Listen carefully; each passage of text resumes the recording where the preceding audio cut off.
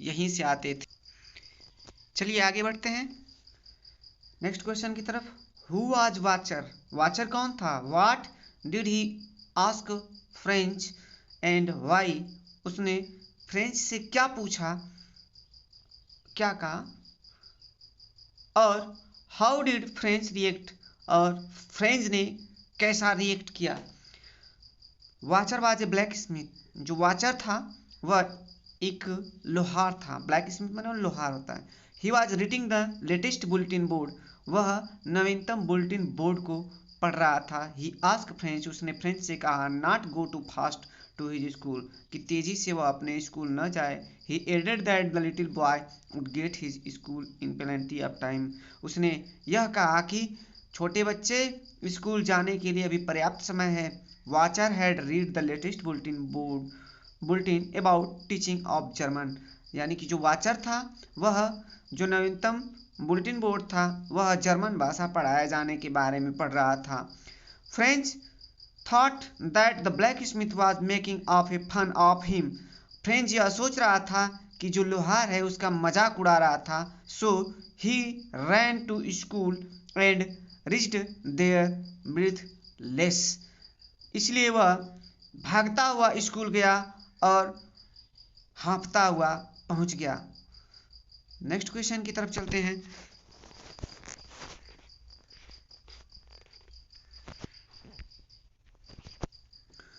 What was the usual scenes when Franz school began in morning? कह रहा है कि जब फ्रेंच स्कूल जाता है तो सुबह के क्या दृश्य होते हैं। तो देखिए कौन कौन से दृश्य होते हैं। यूजुअली सामान्यतः व्हेन द स्कूल बिगेन, जब स्कूल शुरू होता है, देयर वाज ए ग्रेट बस्टल, वहाँ पर काफ़ी शोरगुल होता है। The noise could be heard out in the school, जो आवाज़ है वह स्कूल के बाहर से सुनी जा सकती है। Students opened and closed their desk. जो छात्र होते हैं, विद्यार्थी होते हैं, वे डेस्क को खोलते और बंद करते हैं। They repeat the lesson together very loudly, और वे एक साथ लेसन को एक स्वर में दोहराते हैं। They keep their hands over their ears to understand better, और वे अपने हाथों को अपने कानों के ऊपर रख लेते हैं ताकि बढ़िया से समझ में आए। The teacher would go on rapping the table with his great iron ruler. यानी कि जो अध्यापक होते हैं वह रैपिंग में थपथपाते हैं टेबल पर अर्थात मेज पर अपने डंडे से।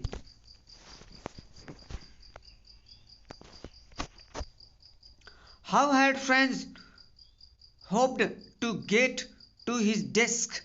What had he to do and why? कह रहा है कि how had Franz hoped to get his desk, यानी कि फ्रेंच जो है वह अपने डेस्क पर जाने के लिए क्या आशा किया था। What had he to do, उसने क्या किया, एंड वाई, और क्यों किया। Franz had hoped to get his desk unseen during the commotion. कह रहा है कि फ्रेंच ने यह आशा रखी थी कि वह अपने डेस्क पर बिना किसी के देखे चला जाएगा ड्यूरिंग द कमीशन, जब शोरगुल होता रहेगा या जब वह परिस्थितियां बनी रहेंगी। But that day it was very quiet, लेकिन उस दिन बिल्कुल शांति थी। So Franz had to open the door and go in before everybody. इसलिए फ्रेंच को दरवाज़ा खोलना पड़ा और सभी के सामने जाना पड़ा। He blushed as he was late. वह बहुत शर्मिंदा था कि उसे देरी हो गई है। He was frightened. वह डरा हुआ था। दैट मीन्स कि the teacher might rebuke him, कि टीचर उसे डांटेंगे। But M Hamel spoke kindly to him that day. लेकिन एम हैमल ने उसे उस दिन बहुत दयालुता के साथ कहा। चलिए चलते हैं नेक्स्ट क्वेश्चन की तरफ। नेक्स्ट क्वेश्चन यहाँ पे 7वां है, छूट गया क्या। 7वां क्वेश्चन है what 3 things in school surprised friends most that day. कह रहा है कि वो कौन सी 3 चीजें थी जो उस दिन फ्रेंच को सबसे अधिक आश्चर्यचकित की। तो फर्स्ट यानी कि पहली चीज यह थी कि एम हैमेल द टीचर यानी कि जो अध्यापक थे had put on his fine Sunday क्लोथेज, उन्होंने अपने रविवार के सुंदर सुंदर कपड़े पहन रखे थे। हिज ब्यूटीफुल ग्रीन कोट, उनकी सुंदर हरी coat, frilled shirt and little black silk cap, झालरदार शर्ट थी और छोटी सी सिल्क की टोपी थी। ऑल एम्ब्रॉयडर्ड यानी कि सभी पर कढ़ाई की हुई थी। सेकेंड दूसरी चीज यह थी the whole school seems quite strength and solemn, और जो संपूर्ण स्कूल था वह बिल्कुल शांत लग रहा था। थर्डली और तीसरी बात यह थी कि the village people were sitting quietly like school children on the back benches that usually remained empty, यानी कि जो गांव के लोग थे वह शांतिपूर्वक स्कूल के बच्चों के समान पीछे के बेंच पर बैठे थे। दैट यूजुअली रिमेंड एम्प्टी, जो सामान्यतः खाली रह जाती हैं।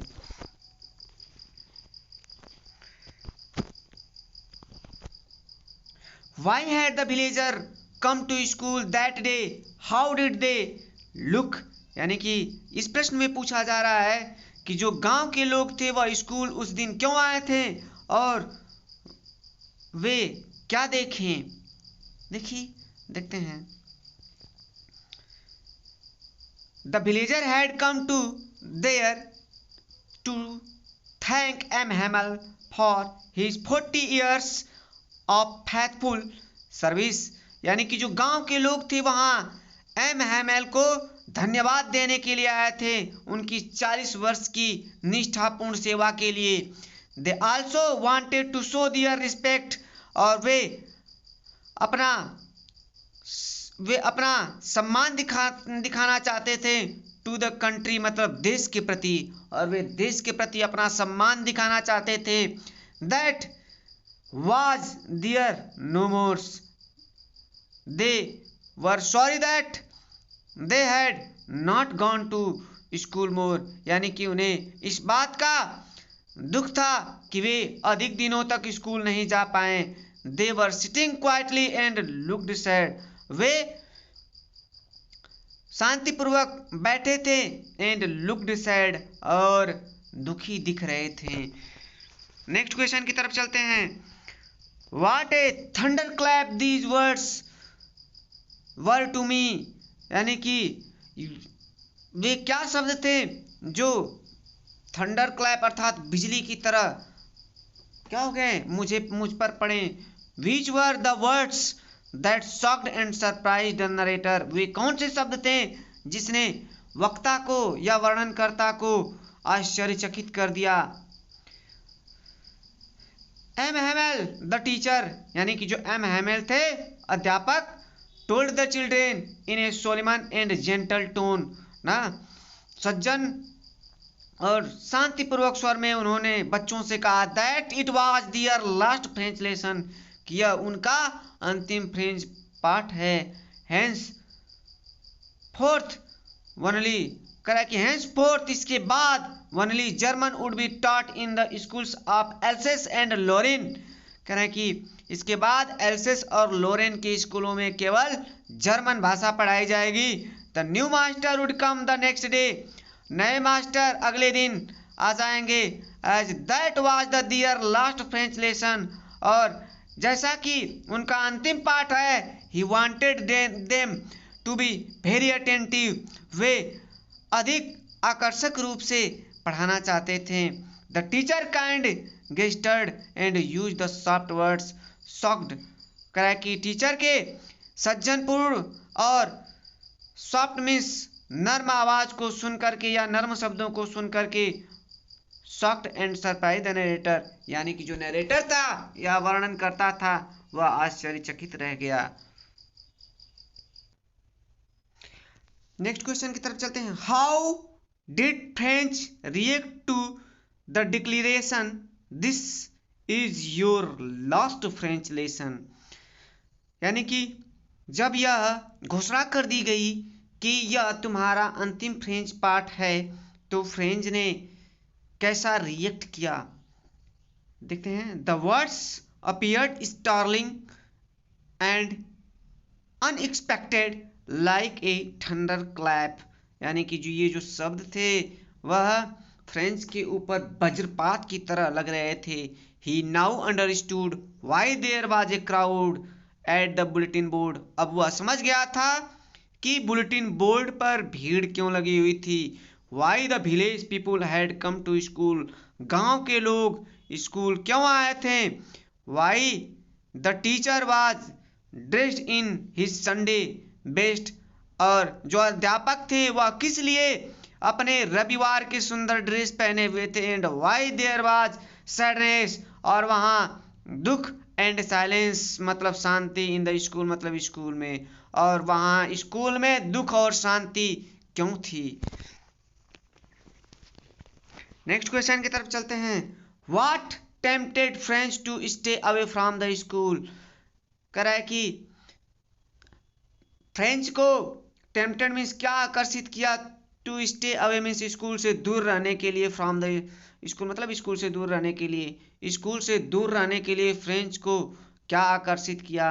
तो Franz was not prepared for the test on participles, यानी कि जो फ्रेंच था उसने पार्टिसिपल को तैयार नहीं किया था। The Persian soldier were drilling in the open field at the back of the शामिल, यानी कि जो पर्शियन सैनिक थे या प्रशिया के सैनिक थे वे खुले खेतों में आरा मशीन के पीछे वे ड्रिलिंग कर रहे थे। The birds were chirping at the edge of woods, और जो पक्षी थे वे जंगलों के किनारे चहचहा रहे थे। दिस थिंग टेम्पटेड हिम, ये चीज ने उसे आकर्षित किया। So he hurried off to school, इसलिए वह जल्दी से स्कूल चला गया।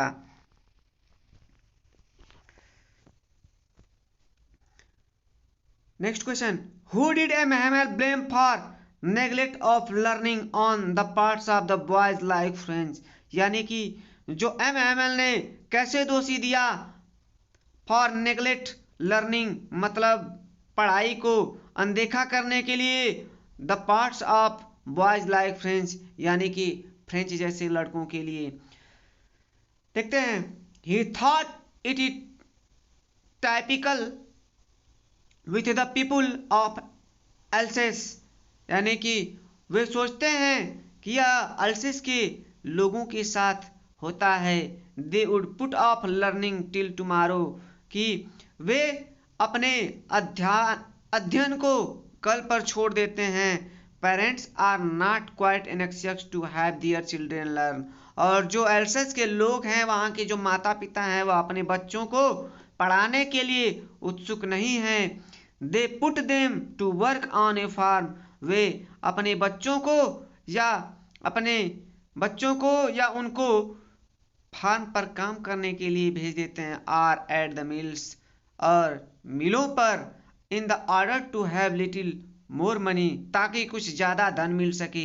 The teacher got his flowers water too और गेव देम ए हॉलीडे, और जो अध्यापक होते हैं वे बच्चों को कह देते हैं फूलों में पानी देने के लिए या उनको छुट्टी दे देते हैं। ही टू नेग्लेक्ट दियर लेसन, और इसलिए वे अपने पाठ को अनदेखा कर देते हैं।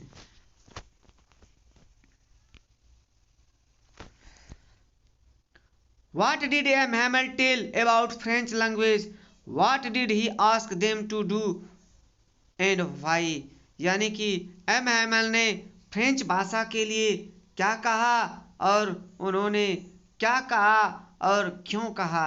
चलिए देखिए, M Hamel told them, M Hamel ने उनसे कहा, अर्थात जो लोग वहाँ उपस्थित थे क्लासरूम में उनसे कहा, दैट मीन्स कि French was the most beautiful language in the world, यानी कि जो फ्रेंच है वह दुनिया के सबसे सुंदर भाषा है। इट वाज द क्लियरेस्ट, यह सबसे स्पष्ट है।